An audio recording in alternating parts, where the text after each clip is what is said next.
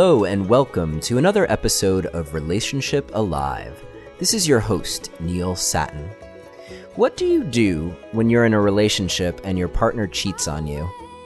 Or what if you're the partner who has stepped out on your relationship? Does that mean that things are over? Or how do you bring things back into balance and heal your relationship? Perhaps even get it to a place that's better than it ever was.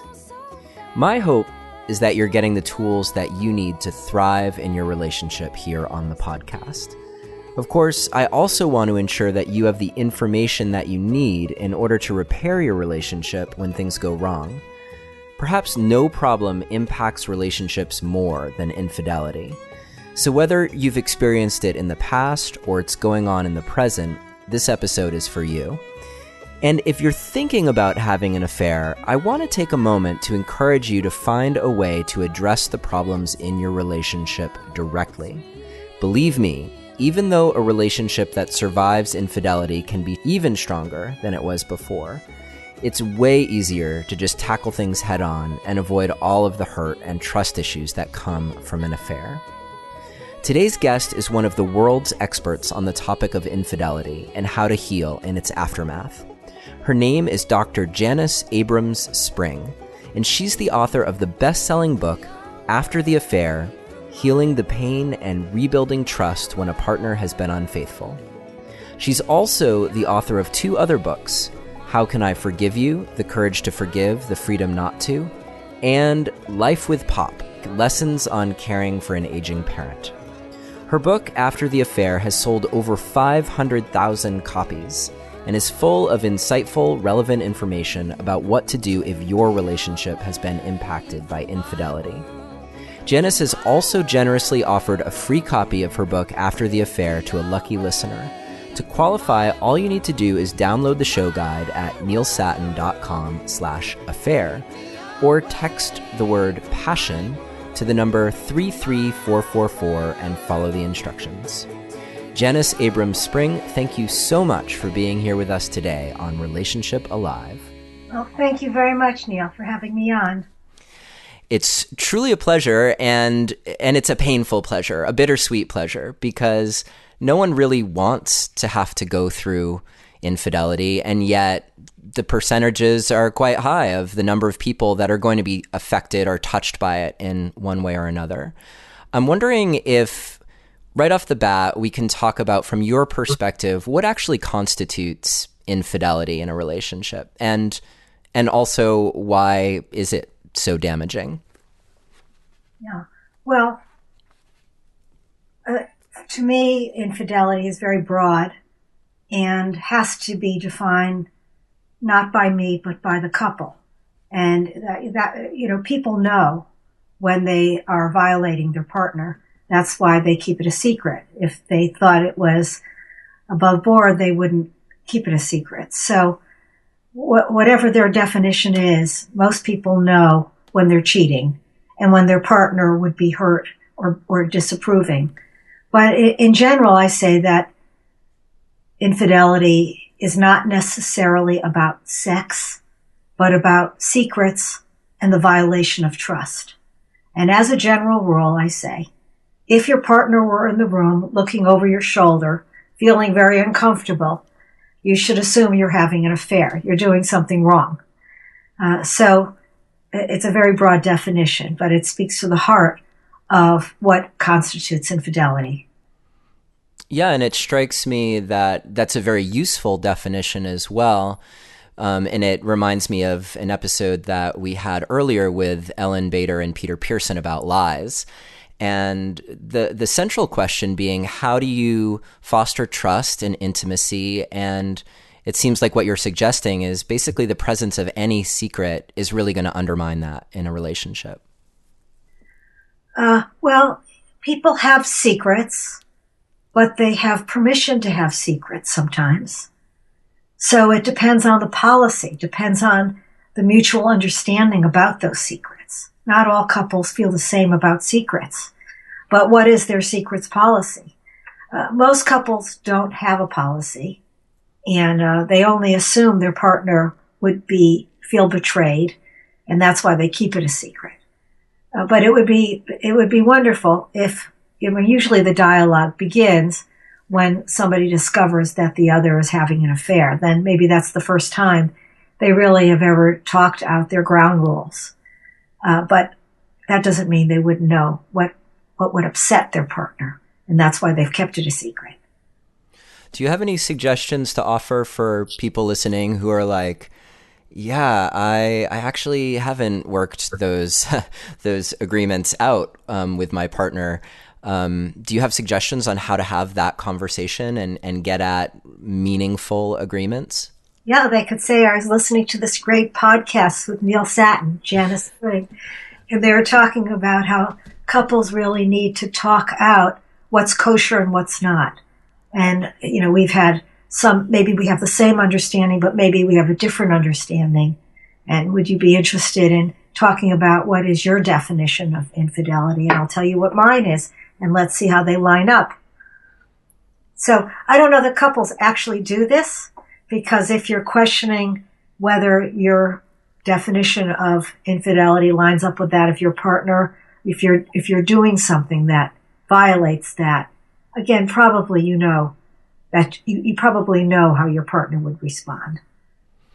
But it's good to have an upfront discussion. Yeah, absolutely. And one thing that I'm always encouraging my listeners and clients to do is to take these things on proactively. That it may offer them a more graceful entree into a difficult conversation than waiting for something to happen. Right. And especially today in the world of cyber affairs, where it's very fuzzy what constitutes an affair, because not only are people hooking up with, those people they'll never touch, they'll never meet in the flesh. So what constitutes an affair? If you never actually meet this person or touch this person. Again, for the partner, it may be that it could be something like, you're talking about our marital problems to this person is a violation of trust. Whether it's considered an infidelity, it's considered a violation of trust and a violation of me. Or it may be, to one person, innocent flirtation, where they are talking perhaps sexually to somebody or flirting in some way that the other person experiences as a violation, but they have no intention of actually touching this person or meeting up with them. So one person may consider this crossing the line, the other one may consider it, perfectly fine.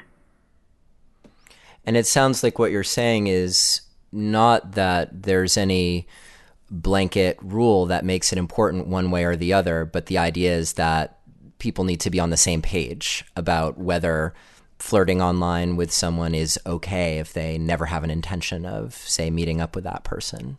Right. Yeah. I mean, I guess my own personal feeling about it would be that it can be dicey with whatever you're doing that's taking energy, the energy of sensual and erotic connection. If you're taking that away from your relationship, then you're walking on an edge there versus finding ways to nurture it in your relationship. Do you have any thoughts on that? Well, I think people think differently about it. Some people would say that to the energy, the sexual energy you're investing outside of the relationship is going to diminish the energy inside of the relationship. Other people would say the opposite. They would say, today people are together not 10 years, not 20 years, not 30 years, not 40 years, 50 years. It's extraordinary. And the idea that you're going to be intimately and sexually connected with this person decade after decade, and without allowing yourself to use fantasy. And for some people, actually, you go online and look at pictures or whatever, or do mind videos or look at actual pictures, is just unrealistic. And that they believe that is really refueling them. And they take that arousal and that boost in desire, and it nurtures the relationship. It's very healthy for the relationship. Now, the other person may not want to hear about it, or what they're fantasizing about or thinking about, or what they've gone online to look at that has boosted their sexual energy or desire for connection. But it doesn't mean that they're not doing it themselves. Yeah.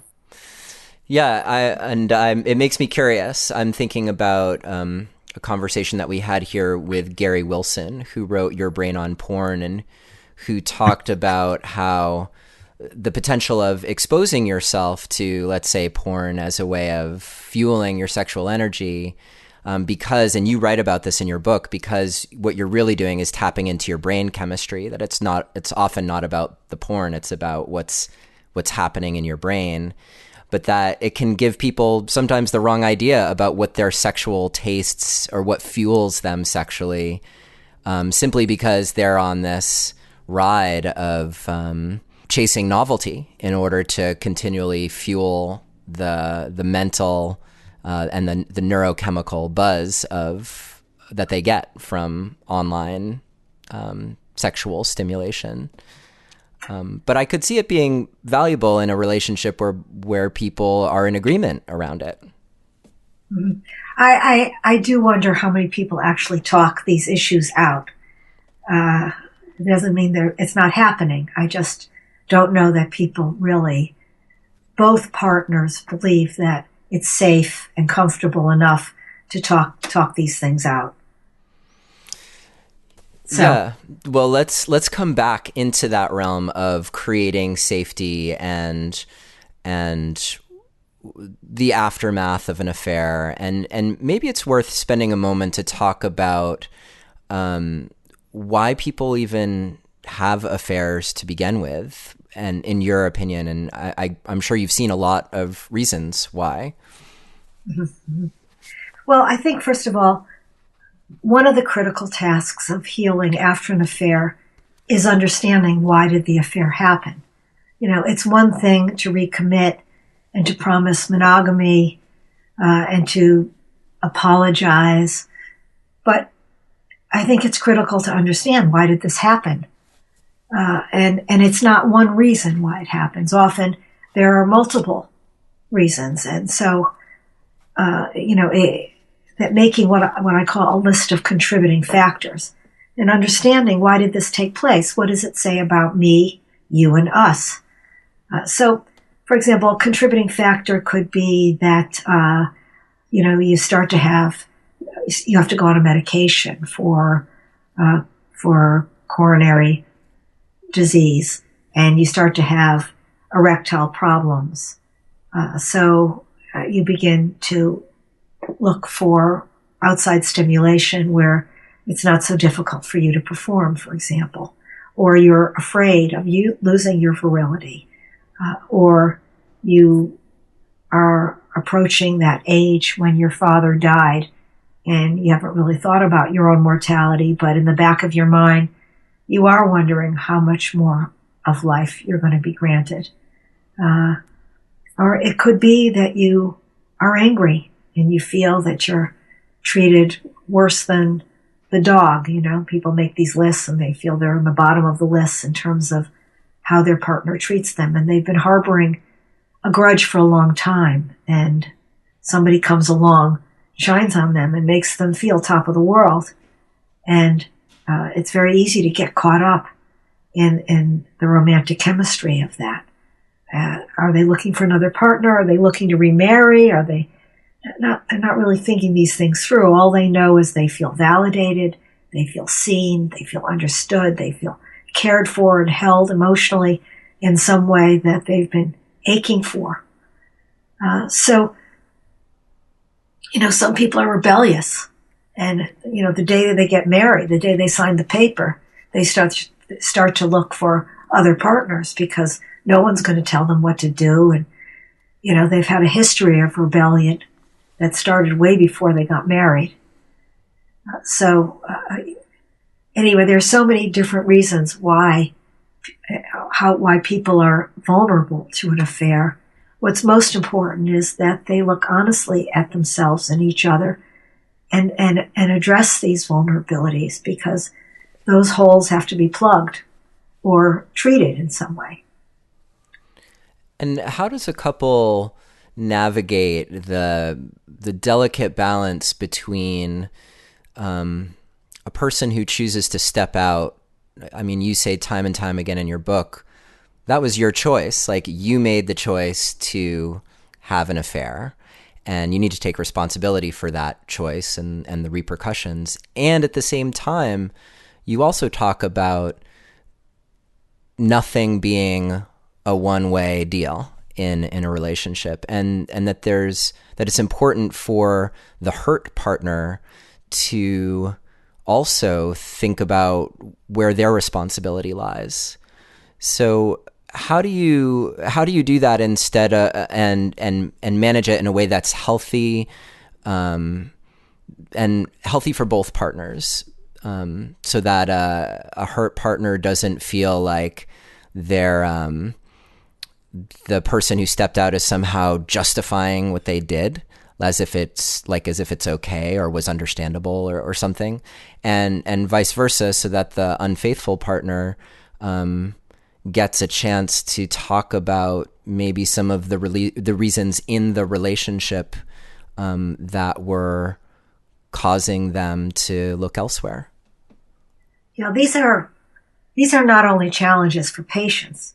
These are challenges for therapists, how to discuss these, because, most hurt partners are very sensitive to being blamed for their partner's affair, and they're going to become quite angry if the therapist is trying to teach them something and have them assume some role in the partner's affairs. Not necessarily. I mean, some people would say from the very beginning, look, I understand why you had an affair, and you were unhappy, and frankly, I was unhappy. And I know I did plenty of things to push you away. So, but other people will say, don't blame me for your affair. And I don't want to take any responsibility. You crossed the line, and, what you did was wrong. You wronged me. So people vary tremendously in the degree of responsibility that they take for the other person's affair. And they should, because sometimes they have contributed a great deal to making that other person feeling unloved and unseen and uncared for. It was making me curious to know if that willingness has any impact on recovery from infidelity. Certainly, to the extent that the hurt partner understands how it happened. And even if they feel they have a significant contribution, then they have control over their own behavior. And they may know that if they do better, the couple will do better. And the partner is unlikely to stray. But frankly, this is very fiery stuff, because when people are hurt by their partner's affairs, usually their first response is not to think about what is it that I did that made you do that. Usually they're hurt and they feel they have been violated without justice. Right. And so coming from that place, it may take a little while before they are willing or want to look at their part.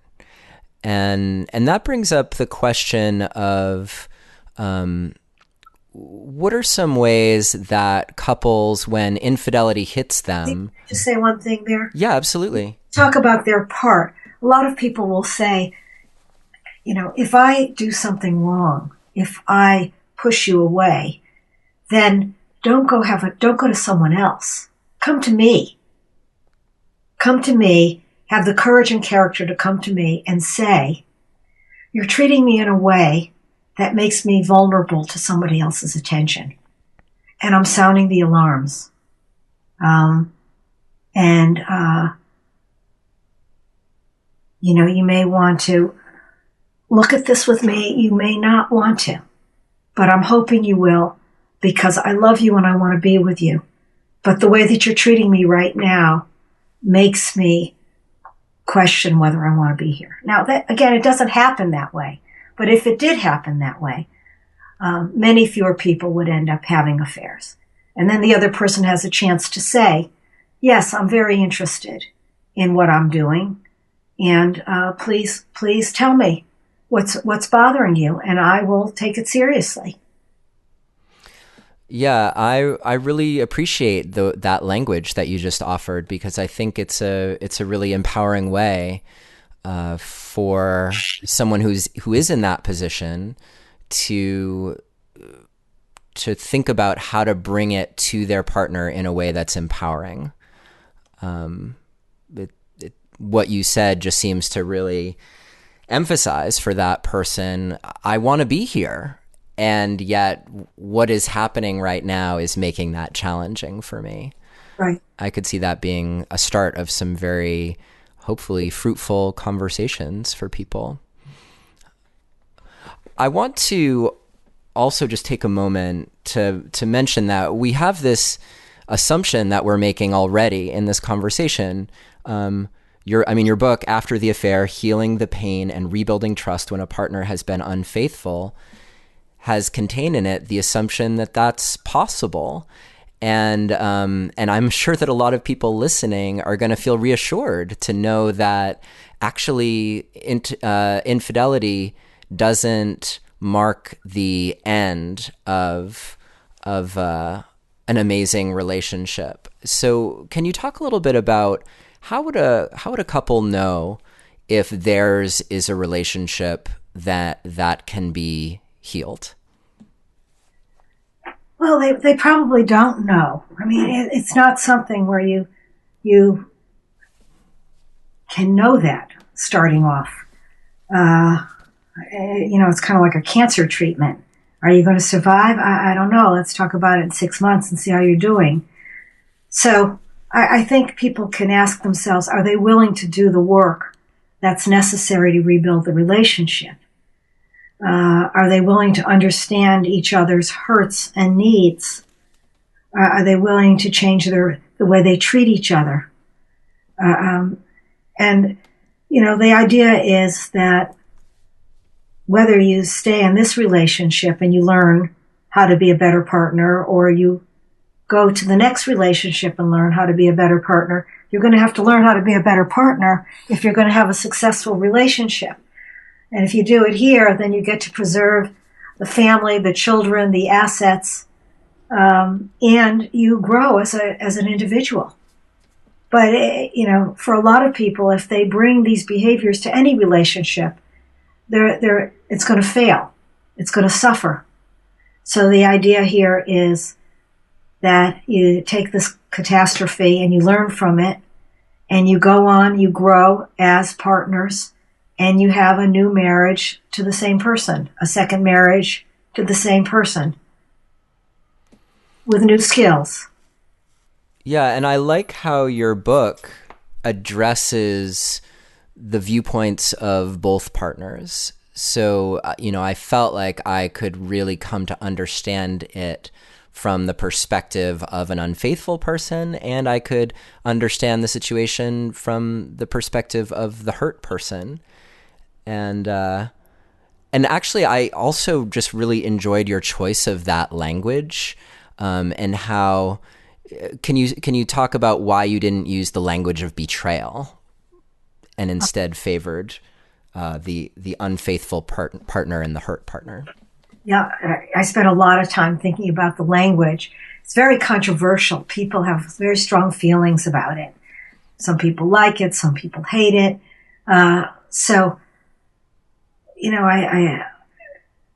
There's one person who's often, I decided to call one person the hurt partner, and the other one is the offender or the unfaithful partner. But I say over and over again that these aren't clear-cut divisions, because often the person who has the affair, the unfaithful partner, is also the hurt partner and has also offended the other.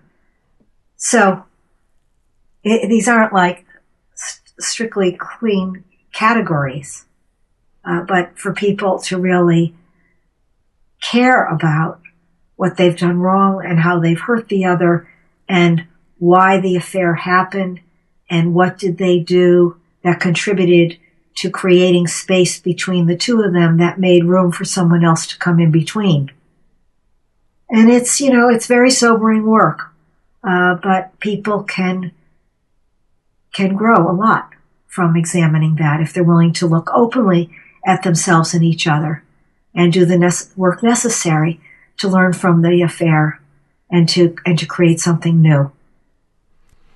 I'm sure you hear this question, which is something like how, will I ever love my partner again? Will I ever trust them again? Will I ever feel like we're special for each other again? Because that's been decimated by the affair. Right. I think that it's very important for people to understand that's how they'll begin with those questions. And it's hard to turn to your partner and commit and treat each other better day after day when you're not really sure. So what will I get? What's the prize at the end of this? Am I going to feel loved? Am I going to be happy? Am I going to feel cherished? And I do say it's kind of like walking through a black cloud. There are going to be times, and therapists have to know this too.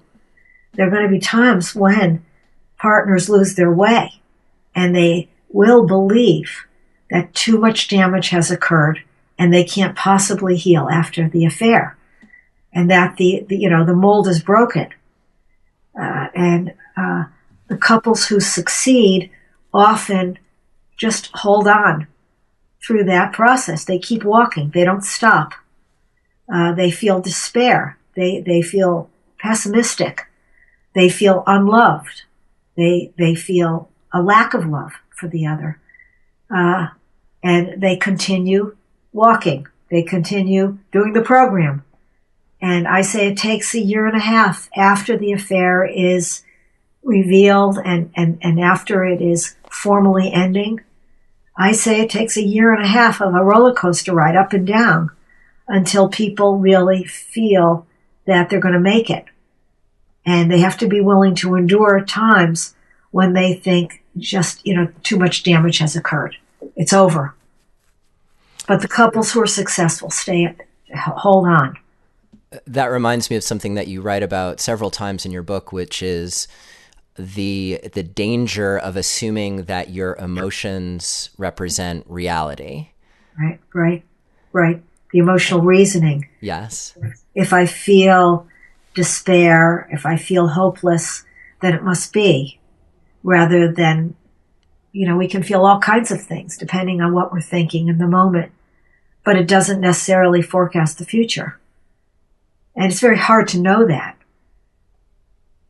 So what's a great tool for someone who's listening and is like, oh yeah, I know that feeling, the hopelessness, or I remember, with one man where he had the affair and he came back home mostly because of his kids and because of his religion. But he really was in love with this other person. And he told his wife that. So he came back home and he was working on this marriage. And, they worked for a couple of years on rebuilding trust and a connection. And he came in one day and he started the session by saying, I want to say when I first came back home, I did it for probably the wrong reasons. And I really didn't know if I would ever love you again. But we've worked very hard at this marriage. And I have to tell you that I know something today that I didn't know when I started. And that is, I am really glad to be here with you. I never thought I would really feel that or know that. And I know absolutely that I love you and I am where I want to be. And his wife responded, well, I don't really feel the same as you because you've hurt me so terribly with what you've done. I can't say that I have the same feelings of love or gratitude for you that you're proclaiming to me. I really have very mixed feelings towards you still. And I don't really know if I'm ever going to love you enough to be happy here. Maybe that's the way it works. And, to think otherwise, again, if you set the bar so high, you're not going to make it. So she was terribly hurt by his affair. She took it terribly personally and was destroyed by it. It's going to take her longer to feel cherished and to overcome her sadness and bitterness about his affair. But he came to a place where he'd never imagined he'd be. If he had quit after 3 months, he wouldn't have gotten there. But it does take working on it for a very long period of time, sometimes longer than people are willing to give, sometimes not. Well, and hopefully when he reached that place, it put him in a position where he could weather his wife's doubt and uncertainty, and they were still traveling the road together. I definitely want to talk about some of your rebuilding strategies, but before we do, you touched a moment ago on something that I think is important to just bring up briefly, which is the question of revealing an affair. And you talk about this towards the end of your book, that question of like, do I reveal it or do I just put it to bed and learn from it and pretend it never happened? And so we're talking from the perspective of the person having the affair, because obviously they're in the position to reveal it or not most of the time. Although I guess you could be the hurt partner and find out about it and still be kind of sitting on that information to wait and see what happens. So yeah, do you have any thoughts for our listeners about is there a time when it makes sense to not actually reveal it, but to just recommit and move on? And I wouldn't say pretend it never happened, but learn from it within and grow without confronting your partner with that information. Yeah. Well, therapists tend to feel strongly, have an answer to this question. And I don't know that there's one answer. I think that for some people, well, I think it's important that people think thoughtfully about the question, is the bottom line for me. For some people, they may decide that it makes no sense to reveal the affair. You can give up the lover and recommit to your marriage partner and learn the lessons from the affair without telling your partner you had an affair. And for some people, knowing that revealing the affair is going to destroy the spirit of the other person, that they'll never recover, that they'll become so depressed and demoralized or angry that the relationship would have no chance of recovery, they make a decision not to tell. But whether you tell your partner or not, you can still understand, why did this affair happen? And bring, if there are grievances in the marriage, bring those grievances to your partner without confessing the affair. For other people, there's the saying by the late Frank Pittman, the person with whom you have the secret is the person you're closer to. And if you have a secret with the affair person and your marriage partner is in the dark, then you are in essence closer to the affair person than you are to your marriage partner. And to rebalance that, you've got to really confess the truth and tell your partner. Also, people feel that they have their partner has the right to make a decision whether they want to be in the marriage, knowing the truth about what's happened, and that you don't have the right to really cover up the truth that pertains so centrally to another person. So again, there isn't, I don't think, a right or wrong or a way to do it, but these are some of the issues that people need to think through when they're deciding, should I tell or not tell? This relates, I think, also to a question that I got from one of my avid listeners who has also been working through your book. And so this question, actually, there are two sides of it that come from each of the partners. And one is, how, as the hurt person, how do you manage the need to know everything and wanting to know versus potentially the possibility that you're driving yourself a little bonkers by knowing everything? And on the flip side, from the person who had the affair, the question of how do you balance the things that maybe should be left unsaid that would do more harm than good versus your partner's asking for that information? Yeah. Well, these are very tough questions, and they're very subjective. It's not something we can really measure. But the way that I work is that I will meet with the hurt partner, what I call the hurt partner, and we will go over what is it you want to know. And I will try to tailor it with them, always asking, is the answer going to help you or just hurt you? And if there's nothing good that's going to come of it, people think they want information, and then, what are they going to do with this information? They sometimes ask for details that live on in their minds, even when they're sleeping, and it torments them. Sometimes they want to ask questions that are just going to embarrass their partner.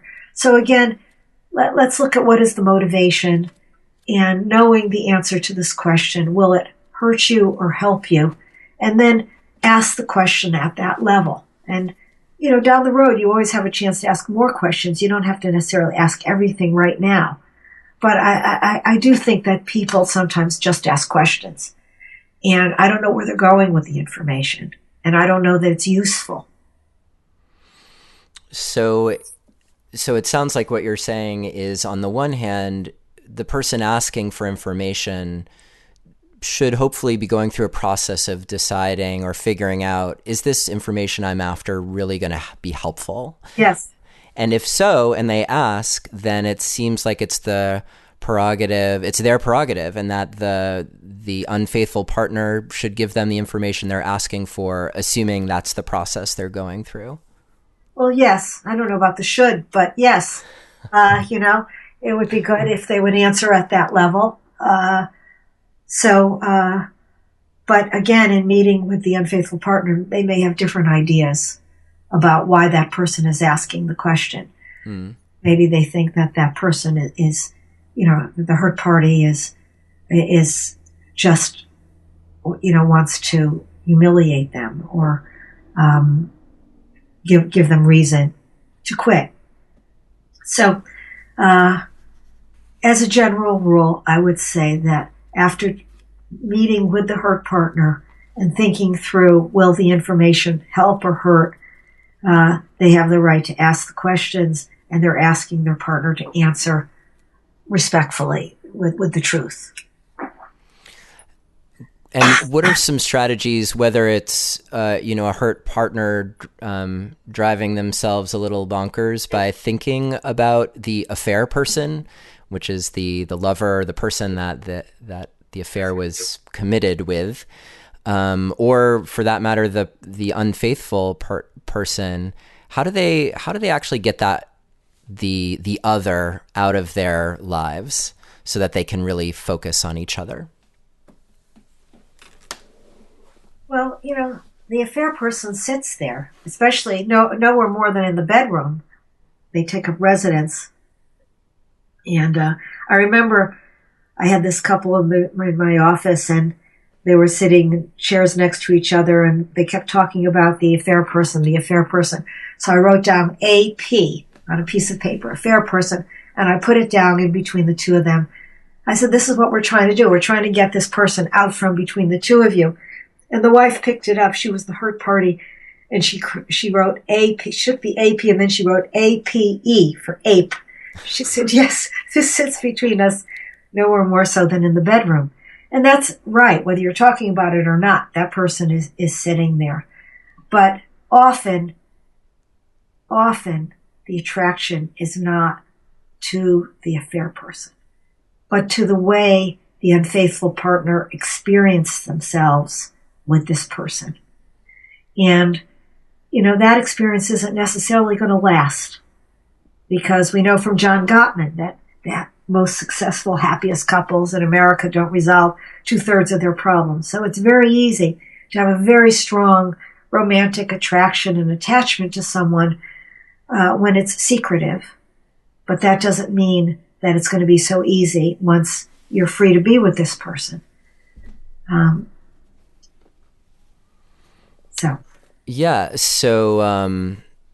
So helpful hints about making that transition so that the affair person isn't between them.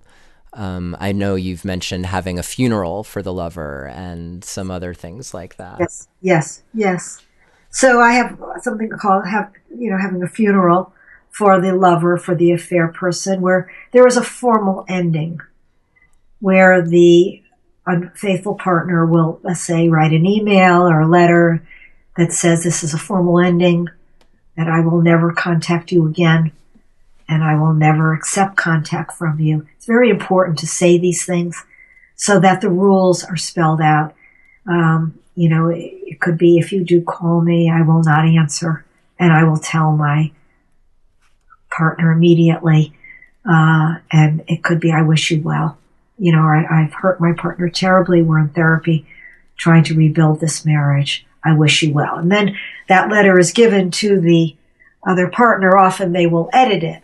Something like, I wish you well, they'll cross out because they don't want their partner wishing this other person well. So they come up with some letter. But it's actually important that the unfaithful partner not be nasty or cruel in this formal ending, because I find that when they are to this person who really often was a friend to them and, hasn't wronged them, if they are nasty or cruel and the hurt partner pushes them to say things, you never meant anything to me, and it sets up some kind of debt, I find, that then the unfaithful partner feels down the road they need to redress. And you don't want that to happen. You want it to be a clean cut, kosher cut, I say. And where you cut off from this person, you have a formal ending, you're respectful to them, and of course you're respectful to your partner. And you make it very clear that you will never contact them again. And if they do call, you don't respond. And you tell your partner immediately.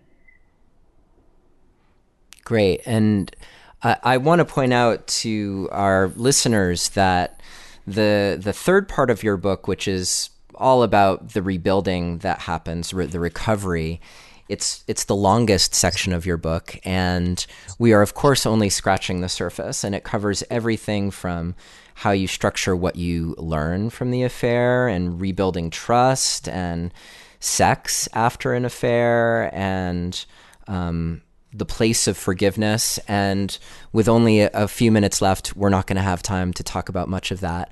I do want to let our listeners know that Janis Spring has generously offered a free signed copy of her book to a lucky listener. And if you would like to qualify for that, text the word passion to the number 33444 and follow the instructions. Or you can download the show guide at neilsattin.com/affair, AFFAIR, and that will qualify you to win a free copy of After the Affair. Thank you so much, Janis, for that. My pleasure. And I'm wondering if we can take us out with maybe a couple key tips for what's involved in the process of actually rebuilding trust. And maybe you can frame that in a way that's helpful for people listening and thinking, okay, like I'm on board with recovery. Where do we start? Because I want to trust you, or I want to be trusted, and I don't know where to go from there. Yeah. Well, I say that trust is not built on verbal reassurances, trust me, honey, but on concrete behavior. And so in the After the Affair book, I have lists and lists of trust-building behaviors, both, in the flesh and in cyberspace. The new edition now has a chapter on the new infidelity, affairs in cyberspace. So these are concrete behaviors that when you do these things, the hurt partner will say, I feel closer to you, I feel safer with you. So it could be anything from, let me know when you've heard from the affair person immediately. I don't want to have to ask you, so have you heard from her? And I find out, 3 weeks ago you were having lunch somewhere. She was sitting at the table next to you. And you tell me, oh, but I had a very brief conversation. I want to know immediately if you run into each other or you hear from her. So it could be on the day when I have learned about your affair that I'm going to feel rattled, and you bring up the affair. You say to me, I know that it was a year ago this day. This is an anniversary day for you. And I'm sure you're thinking about my affair, and I'm thinking about how I've hurt you. And I'm wondering if I could do something today. Let's do something on this anniversary where I am showing care for you and we're rebuilding. It could be, if you're angry at me, talk to me about it. Don't, the pattern has been, you clam up and you go to this other person. I don't want you going to the other person. If you're upset with me, let me know, and I will mirror you so that you feel that I'm hearing you. I won't be defensive. I won't explain and defend. I will first mirror you, and you could tell me if I'm hearing you. So it goes on, and the same with cyberspace. There are very concrete behaviors. If I walk into the room and you're on the computer, don't turn off the computer. You tell me you're not online looking at porn or talking to someone. Leave the screen open and let me see what you're looking at. I don't trust you when you quickly turn the computer off. Or if I send you a text during the day, why does it take you 4 hours to get back to me? That makes me wonder where you are and who you're with. Even if you're in a meeting, you can send me back a text to let me know. And this is how I feel safe. I feel you care about my feelings and you are protecting me. So trust is built on concrete behaviors, and they can be spelled out. Yeah, and I think that your book offers a great manual on trust building that would be helpful for people even who haven't been through infidelity, but just on ways of really thinking about how to build and grow their relationship. Right, and it's not just trust, it's caring. It may not be the trust, but it may be caring, specific caring behaviors that are very, very idiosyncratic to the couple. Yes. Janis Spring, thank you so much for your time today. And I also wanted to mention, if you're hearing this interview in the spring of 2016, Janis is also teaching a workshop at Kripalu in Lenox, Mass, on healing from interpersonal wounds. Is that a workshop for couples? It's the one course I give a year for the public as well as for therapists. It's a group course over Mother's Day weekend, May 8th, is it? 6th through 8th of 2016. It's an 8-hour course. It starts Friday night and goes until Sunday lunch. And it's experiential, and you can come and say nothing or participate as much as you like. Great. Well, I hope that for those of you who can, you take the opportunity to work with Janis, and hopefully we'll be able to have you back on the show at some point to talk about your book on forgiveness and healing any kind of interpersonal wound. So in the meantime, thank you so much for coming on the show today, Janis Spring, and for your work in helping couples recover from infidelity. Thank you. Thank you. Neil, may I mention my website in case people want to get in touch with me? Absolutely. So I'm in Westport, Connecticut, and my website is www.janisaspring.com. It's JANISA spring.com. Great. And thank you for mentioning that. And I will make sure that we have links to your website, to your workshop at Kripalu, and also to all of your books on Amazon directly on the show notes page, which is, again, neilsattin.com/affair. Thanks so much, Janis. Thank you, Neil. Take care. Bye-bye. Bye. Thank you for listening to another episode of Relationship Alive. If you like what you've heard and want to make it easier for other people to find out about us, please take a moment to subscribe to our podcast and to rate and review us on iTunes. If you have questions or comments or want to continue the conversation, you can always join our Relationship Alive community Facebook group. And for more information about today's episode, visit us online at neilsattin.com/podcast. Or you can always text the word PASSION, PASSION, to the number 33444 for more information. Finally, Do you have a burning question that you're hoping we can have answered here on Relationship Alive, either for a future or past guest? Let me know and I'll see what I can do. Take care and see you next time.